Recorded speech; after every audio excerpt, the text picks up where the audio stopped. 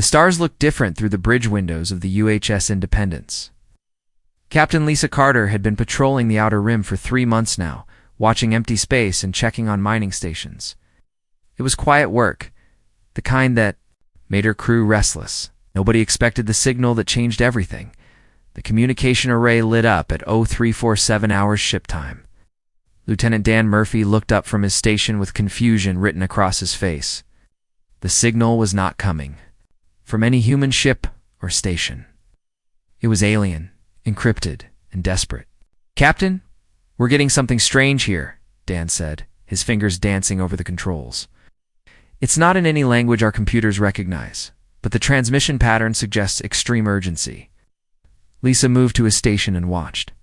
The patterns scroll across the screen. Even without understanding the words, she could hear the panic in the alien voice. Someone out there was dying, and they were calling for help. "Run it through the universal translator," she ordered. "And wake up Dr. Amy Phillips. We're going to need her expertise on alien biology." The translation took 20 minutes. When the computer finally processed the message, the bridge fell silent.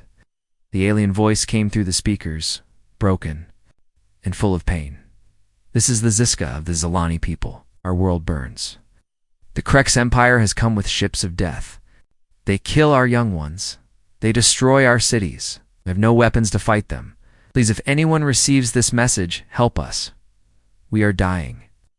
The message repeated 3 times before cutting to static. Attached to the transmission were coordinates to a star system 2 days away at maximum speed. There were also video files that made Lisa's stomach turn. The footage showed crystal-like beings running through burning streets. Their bodies were translucent, catching light like living glass.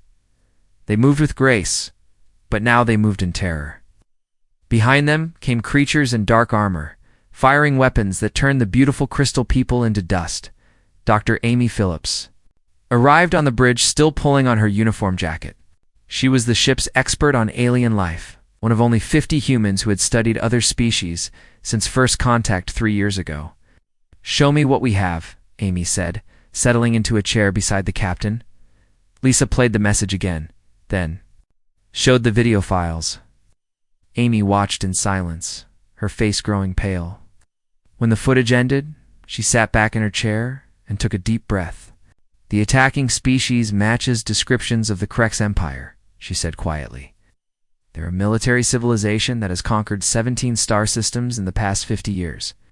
The victims are Zilani. They're peaceful, focused on art and healing. They have no military at all." "What do you mean, no military?" Lisa asked. "Exactly that. Their entire culture revolves around growth and beauty. They've never fought a war because they've never needed to. Their world is paradise rich in resources with perfect weather. They've never developed weapons because they've never had enemies." Lieutenant Dan looked up from his station. "Captain, I'm reading massive energy signatures from the coordinates they sent. Multiple ship formations, orbital bombardment patterns. It looks like a full-scale invasion." Lisa stared at the star chart showing the Zilani system, 2 days away. 2 days while innocent people died. She thought about the crystal beings in the video, running from monsters they could not fight.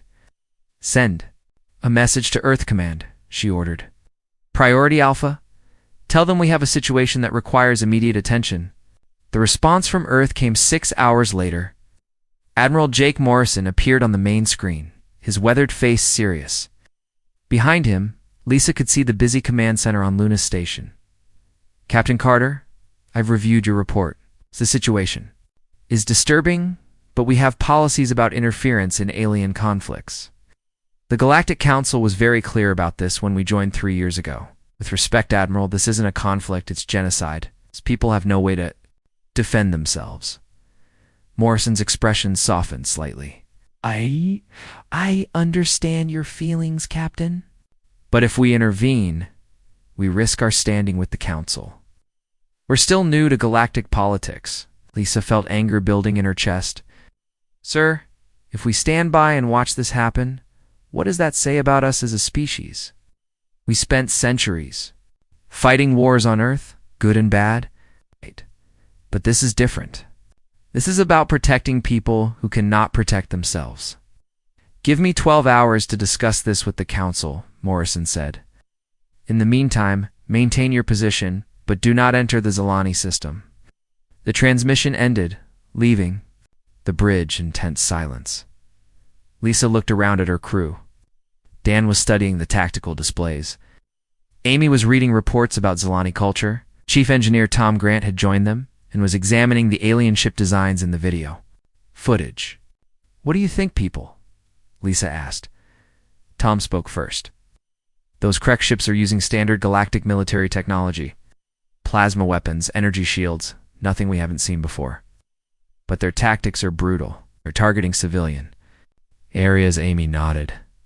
The Zilani evolved on a world with no predators, no natural disasters, no environmental pressure. They're beautiful and intelligent, but they're also fragile. Human child could probably overpower an adult Zilani. What about us? Dan asked. How do we compare to these Kreks? Amy smiled grimly. That's the interesting part. Most alien species think humans are weak because Earth doesn't look threatening from space. Blue oceans, green continents, peaceful looking. What they don't understand is that our planet has been trying to kill us for millions of years. She pulled up Earth's environmental data on the main screen. Hurricanes, earthquakes, volcanoes, ice ages, mass extinctions. The list went on. Every other species the Council knows about evolved on stable worlds. Pleasant climates, predictable seasons, few dangerous animals. They call Earth a death world because the environmental conditions would kill most of them within days. Tom laughed. They think Earth is dangerous? They should try camping in Alaska. That's exactly the point, Amy continued. We evolved too. Survive conditions that terrify other species. High gravity, extreme weather, dangerous predators, toxic plants, disease, natural disasters. We had to become tough just to stay alive. Lisa understood. So while other species developed art and philosophy on their safe worlds, we developed warfare and survival skills. Right, and now we have both. We've learned to create beauty, but we never forgot how to fight. The next few hours passed slowly. The crew monitored the situation in the Zilani system, watching the Krek's fleet continue its systematic destruction. Lisa found herself studying the faces of the crystal people in the video footage. They looked so peaceful, so trusting. Even as they died, there was no hatred in their expressions, only confusion and fear. Finally, Admiral Morrison called back. His expression told Lisa everything she needed to know before he spoke. Captain Carter, I've consulted with Earth Command and key members of the Galactic Council. The situation is more serious than we initially thought. 3 Zilani worlds have already gone dark. The Kreks are committing complete extermination, not conquest. Lisa felt her heart racing. What are our orders, sir? Morrison's voice was steady, but filled with determination. We're going to do what humans do best, Captain. We're going to protect those who cannot protect themselves. I'm assembling the largest fleet in human history. We'll have backup within 18 hours. The bridge erupted in quiet cheers. Lisa felt a mixture of pride and fear. Humanity was about to show the galaxy what Deathworlders could do when they decided to fight for justice. Barrel. What about the Galactic Council? They'll complain later. Right now, innocent people are dying, and we're the only ones who can stop it. Maintain position and prepare for fleet operations. We're going to war.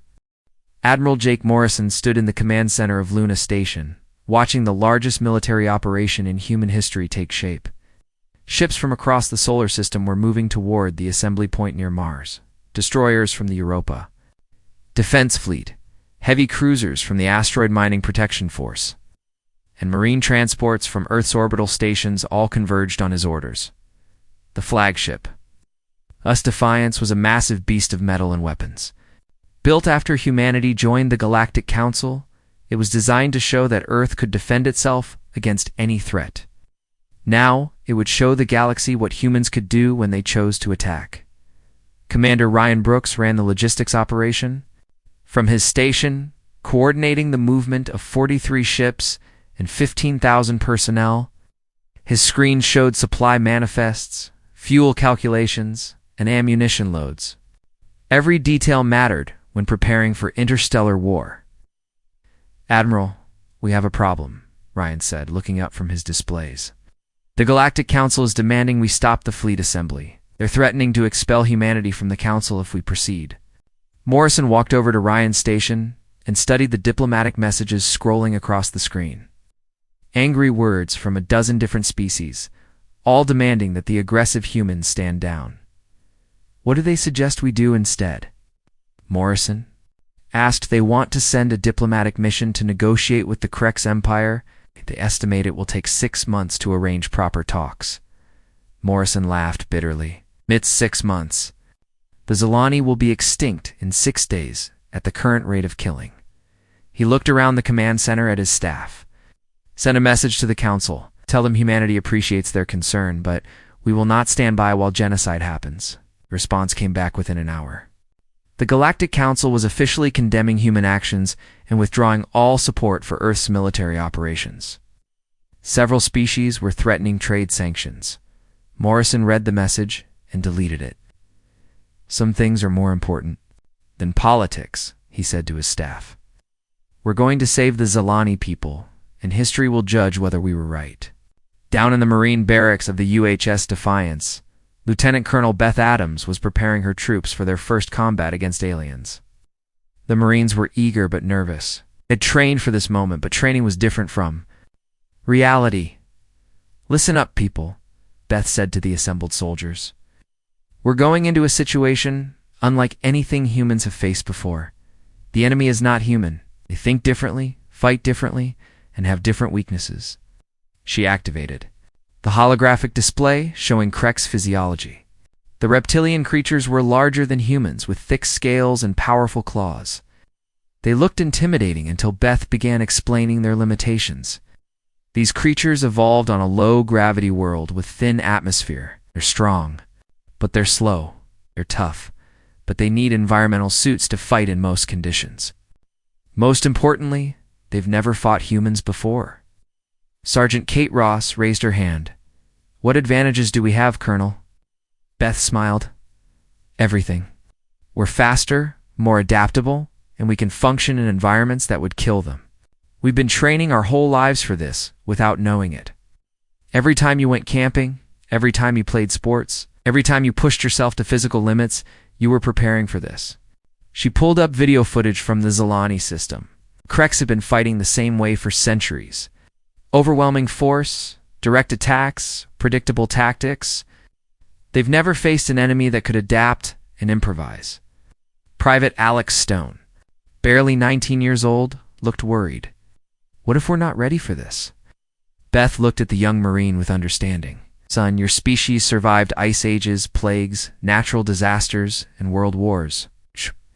You personally grew up on a planet where the weather can kill you, the animals can kill you, and the environment constantly tries to kill you. You're more ready than you know. In the engineering sections of the fleet, Chief Engineer Tom Grant was making modifications that would have shocked the Galactic Council. Human weapons were being upgraded with technology that other species considered too dangerous to use. Tom's team was installing kinetic accelerators that could punch through any known armor. They were loading explosive warheads that used chemical reactions banned by galactic warfare conventions. Most shocking of all, they were preparing nuclear weapons, something the Council believed humanity had abandoned. The Krex use standard plasma weapons, Tom explained to his engineering staff. Efficient, designed to disable rather than destroy. They follow the galactic rules of warfare. His chief assistant engineer, Lisa Park, looked up from her weapon modifications. What about us? Tom grinned. We're not bound by their rules. We're going to show them what Deathworld military technology looks like. The modifications weren't just weapons. Human ships were being equipped with armor that could withstand incredible punishment. Life support systems were being upgraded to function in extreme conditions. Most importantly, the ships were being prepared for tactics that would violate every principle of civilized warfare. Back on the bridge of the UHS Independence, Captain Lisa Carter was receiving her briefing on the Krex Empire. The intelligence was disturbing. The reptilian species had conquered 17 star systems not through superior technology, but through ruthless efficiency and terror tactics. Dr. Amy Phillips presented the analysis to the ship's senior officers. The Kreks follow a simple philosophy. They identify a target species, study their weaknesses, then attack in overwhelming force. They've never lost a war because they only fight enemies they know they can defeat. "What about species that fight back?" asked Lieutenant Dan Murphy. "Avoid them. The Kreks are bullies, not warriors. They pick on peaceful civilizations that can't defend themselves." Captain Carter studied the tactical displays. "Have they ever faced a species like humans?" Amy shook her head. "No, most galactic species are much more peaceful than us. They evolved on stable worlds with few environmental pressures. War is rare, and when it happens, it follows strict rules and conventions." "What kind of rules?" "Formal declarations, scheduled battles, limited weapons, protection of civilians. War is treated like a sporting event with rules and referees." Carter laughed. "They've never seen human warfare." "That's right. We learn to fight by fighting for our lives against nature, predators, and each other. We don't follow rules when survival is at stake." The briefing continued for hours, covering everything from Krek's military organization to their home world's location. The picture that emerged was of a species that had grown soft from easy victories. They had powerful weapons and large fleets, but they had never faced a determined enemy. As the human fleet prepared to depart, messages began arriving from across the galaxy. Most were warnings from Council species, begging humanity to reconsider. But some were different. The Thornax Collective, a species that had lost 3 colonies to Krek's expansion, sent a message of support. The Meridian Republic, too weak to fight. The Kreks themselves offered to provide intelligence and supplies. Even some individual members of Council species sent private messages wishing the humans success. Admiral Morrison stood on the bridge of the UHS, Defiance as the massive fleet, prepared to jump to hyperspace. 43 ships carrying humanity's finest warriors, equipped with the most advanced weapons Earth could produce. "All ships report ready for departure," Commander Brooks announced. Morrison looked out at the stars, thinking about the crystal people dying in the Zalani system. "Signal the fleet. Today we show the galaxy that humans protect the innocent regardless of the cost." The fleet engaged their hyperspace drives and vanished into the darkness between stars. Behind them, Earth continued its ancient rotation, unaware that its children were about to change the balance of power in the galaxy forever in the Zalani system. The Kreks continued their systematic extermination of a peaceful species. They had no idea that 43 ships full of angry Deathworlders were racing toward them at faster than light speed. The war was about to begin. The Kreks Empire was about to learn why Earth was classified as a death world. The human fleet dropped out of hyperspace at the edge of the luminous system, like ghosts emerging from the darkness. What they saw made even the most experienced officers pause in shock. 3 of the 5 inhabited worlds were dark, their surfaces scarred with massive craters where cities once stood. The beautiful blue and green planets that the Zalani had called home for thousands of years were now gray and lifeless. Captain Lisa Carter stood on the bridge of the UHS Independence, watching the tactical display update with enemy positions. 40 Kreks warships surrounded the 2 remaining planets like vultures waiting for death. The alien fleet was massive, easily twice the size of the human force. "My God," whispered Lieutenant Dan Murphy, staring at the destruction. "They really did it. They killed entire worlds." Dr. Amy Phillips checked her sensors, hoping to find some sign of life on the dead planets. Her readings showed nothing but radiation and ash. Billions of crystal beings wiped out in a matter of days. Captain called Communications Officer Rick Bell, receiving a transmission from the remaining Zalani survivors on the 4th planet. "They're holed up in underground shelters, but the Kreks are bombing them systematically." Lisa clenched her fists. "How long do they have?" "At the current rate of bombardment, maybe 6 hours. Admiral Morrison's voice came through the fleet communication system. "All ships, this is Admiral Morrison. Can see what we're up against. The Kreks have 40 ships to our 43. They have bigger guns and heavier armor. But they've made one crucial mistake." The channel paused for a moment before Morrison continued. "They don't know we're here. They're spread out, focused on killing civilians instead of watching for threats. We're going to teach them the first rule of human warfare: always watch your back. The human fleet split into 3 groups, moving through the asteroid field that surrounded the system. The Kreks had ignored the asteroids, considering them too small to hide behind. They had never fought an enemy that used stealth and deception as primary weapons, Captain. Carter's group approached the largest Kreks dreadnought from behind. The massive alien ship was focused on bombarding the planet below, its weapons firing continuously at the surface. Its shields were down, its sensors pointed toward the planet instead of toward space. "All stop," Carter ordered quietly. "Hold position behind that asteroid. Wait for my signal." The UHS Independence drifted silently through space, hidden behind a chunk of rock barely larger than the ship itself. The crew held their breath as they watched the Kreks dreadnought continue its deadly work. "Captain," Don reported, "the target is 2 kilometers away. All weapons are charged and ready." Carter waited until the Kreks ship fired another barrage at the planet. Now, all weapons, full power.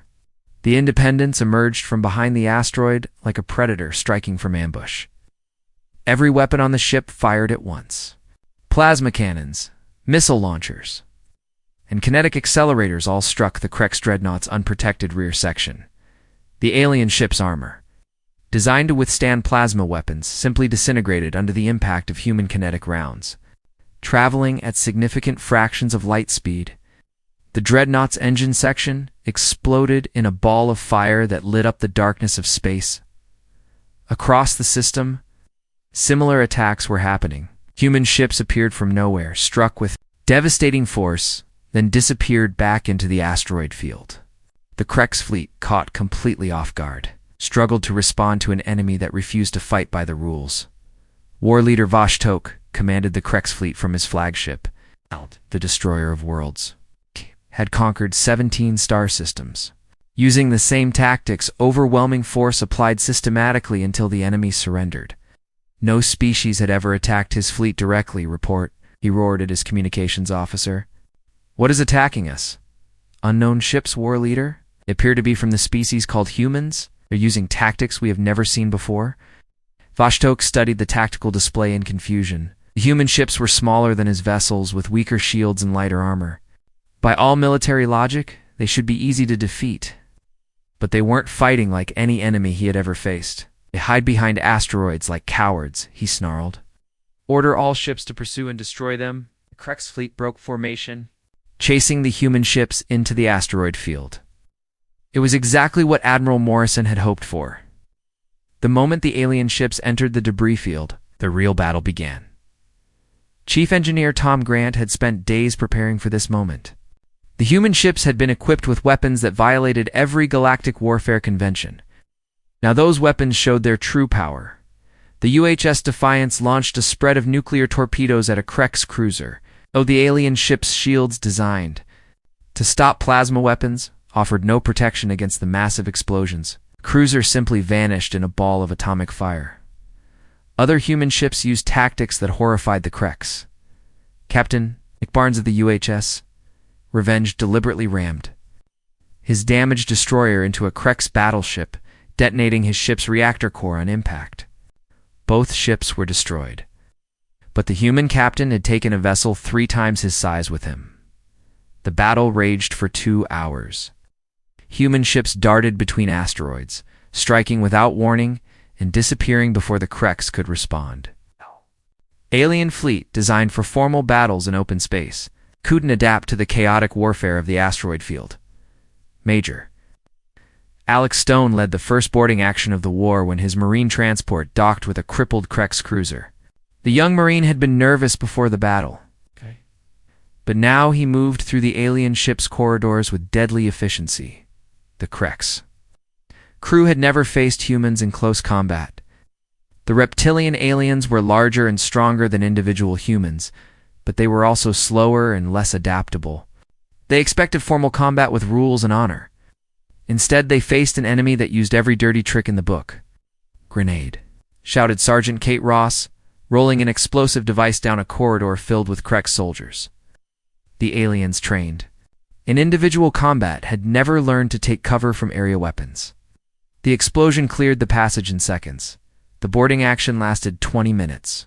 When it was over, the Krex cruiser was under human control, its surviving crew locked in the cargo bay. Major Stone stood on the alien bridge, amazed at how easy it had been. "These guys have never fought a real war," he reported to Colonel Beth Adams.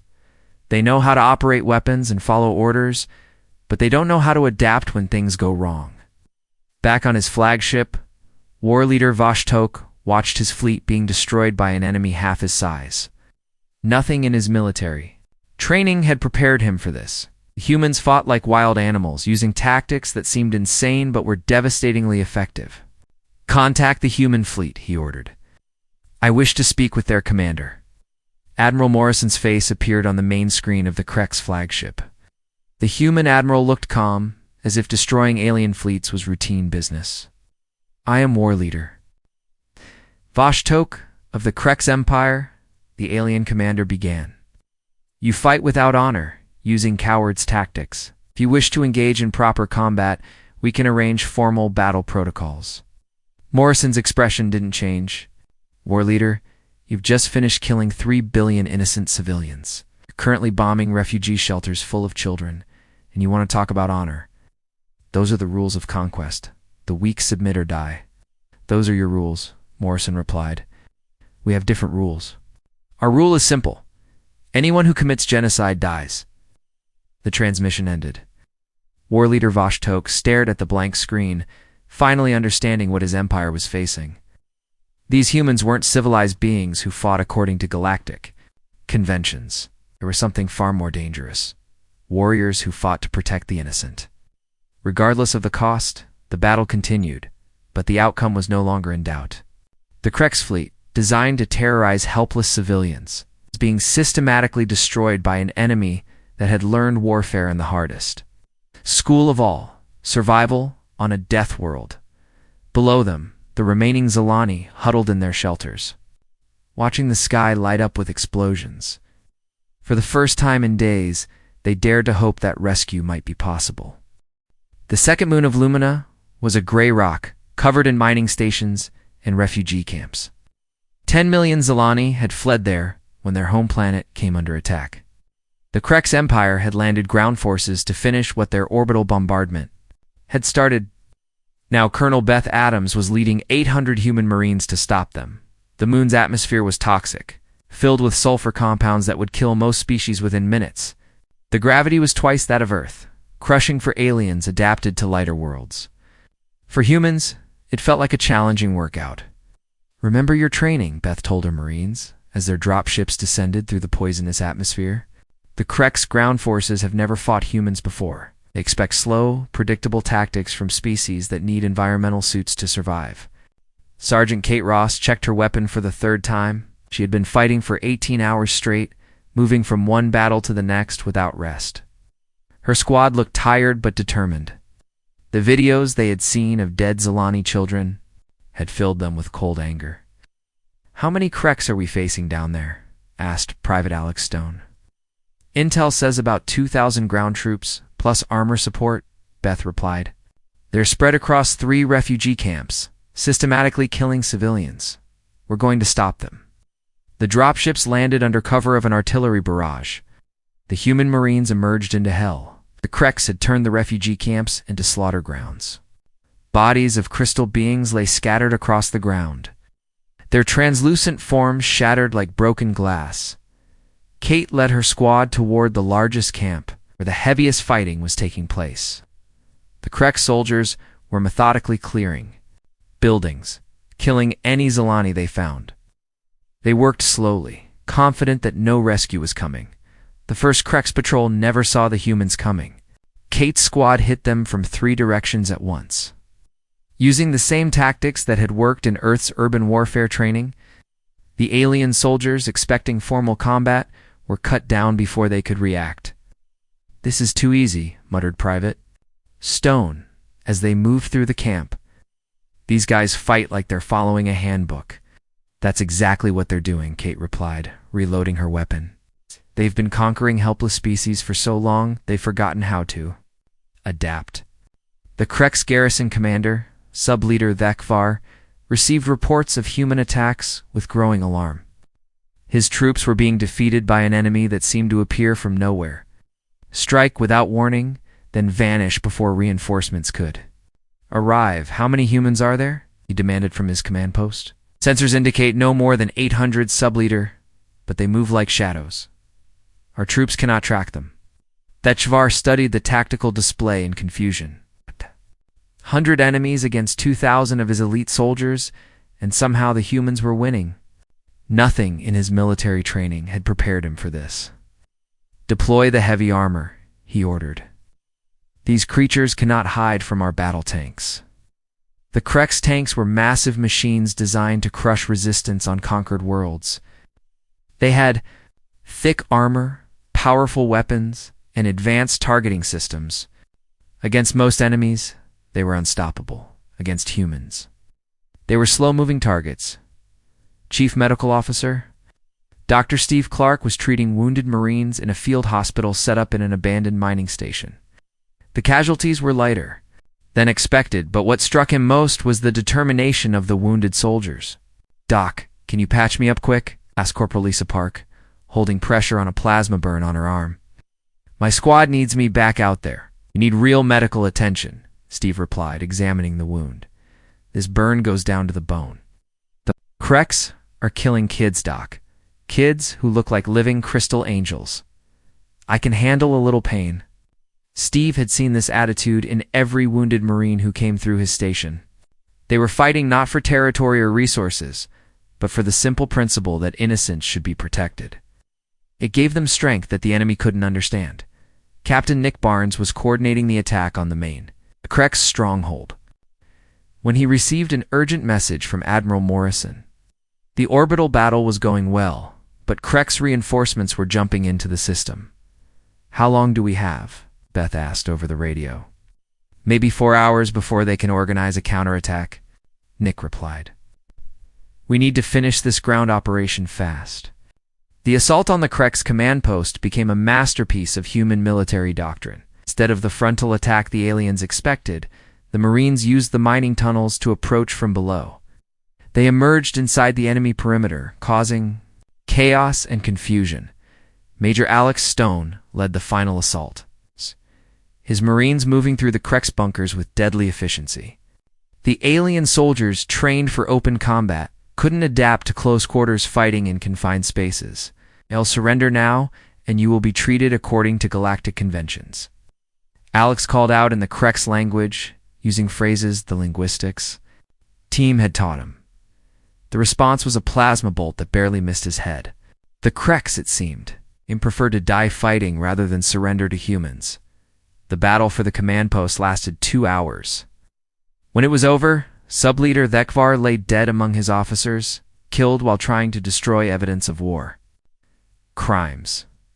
The surviving Krex soldiers were locked in their own detention cells, but the real victory came when the Marines opened the refugee shelters and found nearly 8 million Zilani still alive. The crystal beings emerged blinking into the toxic sunlight, amazed to discover that rescue had come from across the galaxy. Dr. Amy Phillips worked with the Zilani survivors, using her translation equipment to communicate with them, which learned made her understand why humans had been right to intervene. "They have no concept of military strategy," she reported to Admiral Morrison. "The Zilani never developed weapons because they never had conflicts. Their entire civilization was based on cooperation and growth." "What about the Krex?" Morrison asked. "The opposite extreme. They developed military technology, but never learned to adapt. They're like a machine that can only follow pre-programmed instructions." The ground battle was won, but Admiral Morrison knew the real test was still coming. His fleet had destroyed most of the Krex invasion force, but the Empire would send more ships. This first victory would mean nothing if humanity couldn't hold what they had gained. "All ships prepare for Phase 2, he ordered. "We're not just rescuing the Zilani anymore. We're sending a message to every species in the galaxy." War leader Vashtok, now commanding only 12 ships from his original 40, was receiving orders from the Krex High Command. The Empire was mobilizing its main battle fleet, over 200 warships that had never tasted defeat. The High Command wants to know how 40 human ships defeated our invasion fleet, his communications officer reported. Vostok looked at the tactical display showing the human positions. The enemy ships moved with a coordination that seemed impossible. They anticipated his moves before he made them. Tactics set? They used tactics that violated every principle of civilized warfare. Tell the High Command that these humans are not like other species, he replied. They fight like the universe itself is trying to kill them, sir. Never mind. They will understand soon enough. On the surface of Lumina's second moon, Sergeant Kate Ross was sharing her rations with a young Zilani who had lost her family in the attacks. The crystal being was barely 3 feet tall, her translucent body catching the light like a prism. Ow. Why did your people come to help us? The young alien asked. Through the translator, Kate looked down at the innocent creature and felt the same. Protective instinct that had driven her species to survive on Earth. Because that's what people do for each other, she said simply. The young Zilani didn't understand the concept of interstellar warfare or galactic politics. But she understood. Kindness when she saw it. For the first time since the attacks began, she felt safe above them. The human fleet prepared for the next phase of a war that would reshape the galaxy's understanding of power. The Deathworlders had shown what they could do when they chose to fight. Now they would show what they were willing to sacrifice to protect the innocent. The final battle happened in deep space, beyond the orbit of Lumina's outermost planet. War leader Vostok commanded the last 12 ships of his invasion fleet, waiting for the massive Krex reinforcement armada that was jumping toward the system. Admiral Morrison had positioned the human fleet between the survivors and the approaching enemy. Sir, we're detecting hyperspace signatures, reported Lieutenant Dan Murphy from his station on the UHS Independence. 215 Krix warships, including their flagship dreadnought Terror of Stars. Admiral Morrison studied the tactical display from the bridge of the UHS Defiance.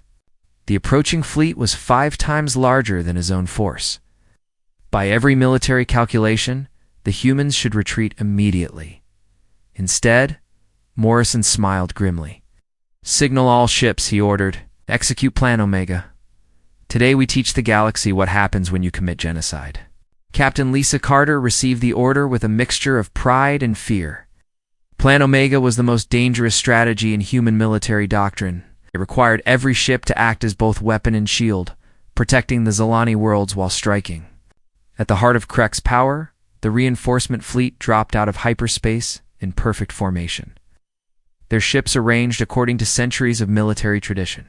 High Admiral Krextor commanded from the Terror of Stars, confident that overwhelming numbers would crush the humans quickly. Transmit terms of surrender, Krextor ordered. Tell the humans they have one chance to withdraw before we destroy them. The response came from Admiral Morrison himself. His image appeared on every Krex ship simultaneously, broadcast on all frequencies. The human admiral looked tired but determined. High Admiral Krextor, Morrison began. You command the largest fleet your empire has ever assembled. God, you believe? That size and tradition guarantee victory. You're about to learn why that thinking is wrong. Morrison paused, looking directly into the camera. We are humans. We evolved on a world that tried to kill us every day. We learned that survival requires sacrifice. Today, we sacrifice our safety to protect those who cannot protect themselves. Transmission ended. Krextor stared at the screen in confusion. The human fleet was spreading out in an impossible formation. Individual ships moving toward his massive armada like insects attacking giants. Chief Engineer Tom Grant made final preparations on the UHS Defiance as it accelerated toward the enemy. Flagship. The ship's reactor had been modified for a single, devastating purpose. Every system was pushed beyond safety limits, converting the entire vessel into a weapon. All crew to escape pods, Tom announced over the ship's communication system. You have 15 minutes before reactor overload. The plan was insane by galactic standards. Human ships were ramming Krex vessels, detonating their reactors at the moment of impact. Each human destroyer took out a Krex battleship 3 times its size. The exchange rate was devastating for both sides. War leader Vostok watched the suicide attacks in horror. He had never seen anything like it, species throughout. The galaxy valued individual life above military objectives. The idea of deliberately sacrificing ships and crews was unthinkable. "They're all insane," he whispered, watching another human cruiser ram a Krex dreadnought. Both ships vanished in a ball of nuclear fire. What kind of beings fight like this? Question was answered when Major Alex Stone's Marine transport somehow penetrated the defenses of Vostok's own ship. The young Marine, now a veteran of multiple battles, led his squad through the Krex vessel's corridors with deadly efficiency. The boarding action lasted 30 minutes. When it was over, Vostok stood in his own brig, staring at the human who had captured him. Major Stone looked barely old enough to serve in military, but his eyes held the hardness of someone who had seen too much death. "Why?" Vostok asked. "Why do you sacrifice so much for aliens you've never met?" Stone looked at the reptilian commander with something approaching pity. "Because someone has to stand up for those who can't fight back. If we don't do it, who will?" The battle raged for 6 hours. When it ended, both fleets were shattered. The Krex reinforcement armada was destroyed, but only 7 human ships remained operational. The cost had been enormous, but the message was clear. Humanity would pay any price to stop genocide. "Hi, Admiral." Krextor died when his flagship exploded, taking half the Krex command structure with him. The surviving alien ships surrendered rather than face more suicide attacks. The Krex Empire's military power was broken. Dr. Amy Phillips worked frantically in the aftermath, coordinating relief efforts for the Zilani survivors. The crystal beings were finally safe, but their civilization would take generations to rebuild. 3 entire worlds had been sterilized, billions of lives lost forever. Was it worth it? She asked Admiral Morrison as they watched medical ships evacuating wounded. Zell A&I. Morrison looked out at the debris field where so many brave humans had died. "Ask me that question in 100 years, when Zilani children who would have died today are creating art and beauty again." The political aftermath was immediate and severe. The Galactic Council condemned human actions as excessive and barbaric. Ambassador Helen White faced formal charges of war crimes for humanity's tactics. Several species threatened to expel Earth from the Council entirely, but 17 liberated star systems told a different story. Species that had suffered under Krex oppression for decades sent messages of gratitude to Earth. The Thornax Collective offered to share advanced technology. The Meridian Republic proposed a formal alliance. Captain Nick Barnes, one of the few ship commanders to survive the final battle, was promoted to admiral and given command of the new human protection fleet. The organization was humanity's answer to galactic criticism, a permanent force dedicated to preventing genocide wherever it occurred. "We're not conquerors," Nick explained to the Galactic Council during the heated debates that followed. "We're protectors. We're protectors if that makes us barbarians. In your eyes, so be it." The establishment of the Human Protection Fleet changed galactic politics forever. For the first time, smaller species had someone to call when threatened by larger empires. The knowledge that humans would intervene made aggressive species think twice before attacking weaker neighbors. 6 months after the battle, Dr. Steve Clark was working in a medical station on the rebuilt Zilani homeworld when a young crystal being approached him. She was the same child that Sergeant Kate Ross had comforted during the ground battle. "Doctor," the young Zilani said in perfect English, "I want to learn about your people. I want to understand why you saved us." Steve smiled and knelt down too. The child's level, "What do you want to know?" "My teacher says humans come from a death world. She says your planet is dangerous and scary, but you don't seem dangerous to me." Steve thought about how to explain the duality of human nature to an innocent child. "We are dangerous," he said finally, "but only to those who hurt others. To friends, to people who need help, we're the safest beings in the galaxy." The child considered this carefully. "So you're dangerous to bad people and safe for good people?" "Exactly, and I'm glad you're dangerous." The conversation became famous throughout human space, recorded and shared as an example of why the protection fleet existed. Children who had no concept of war or violence could still understand the simple truth. Sometimes good people had to be dangerous to protect innocents from evil. Years later, when Admiral Carter retired from the protection fleet, she was asked what she was most proud of from her military career. Her answer became legendary among human forces. "I'm proud that we proved something important to the galaxy," she said. "We proved that being civilized doesn't mean being helpless. We proved that sometimes the most moral action is also the most violent one.